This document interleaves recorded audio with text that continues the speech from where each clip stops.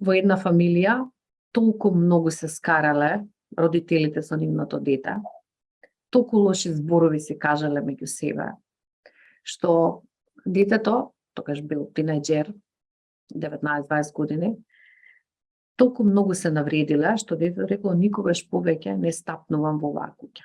И си отишол. Почнал, патувал, работел, влегол во разни ситуации, влегол дури во криминални ситуации, годините поминувале, немале никаков контакт, ниту се јавувал, ниту не се јавувале.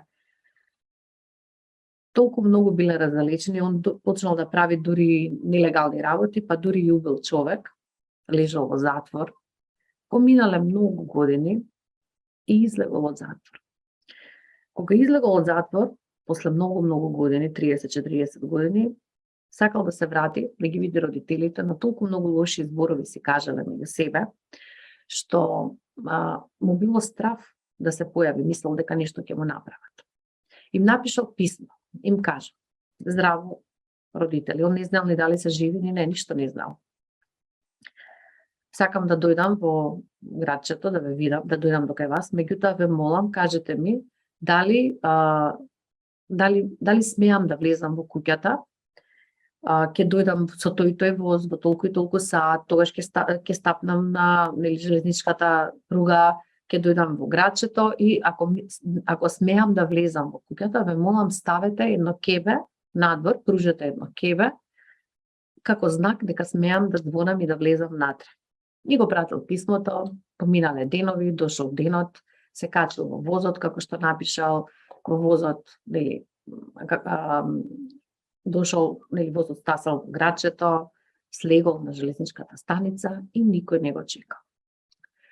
Тука се разочарал и си рекол, можеби не требаше да дојдам, моите родители длабоко се навредени и ние никогаш нема да може повеќе да се смириме. Меѓутоа, сакал да го види градчето, да се потсети сепак на детството и тргнал да оди. Како што тргнал да оди и додека размислувал многу депримиранчки во себе, разочарано, затоа што знаел дека нема да го примат неговите родители.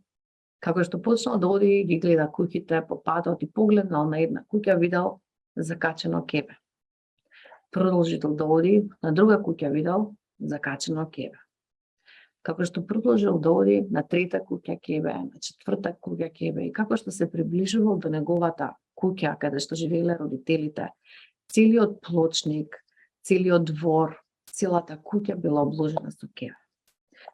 Ете, толку родителите,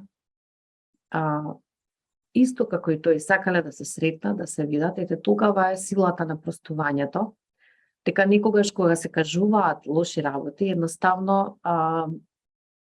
едноставно години поминуваат пред да се размисли да се донесе некоја друга одлука.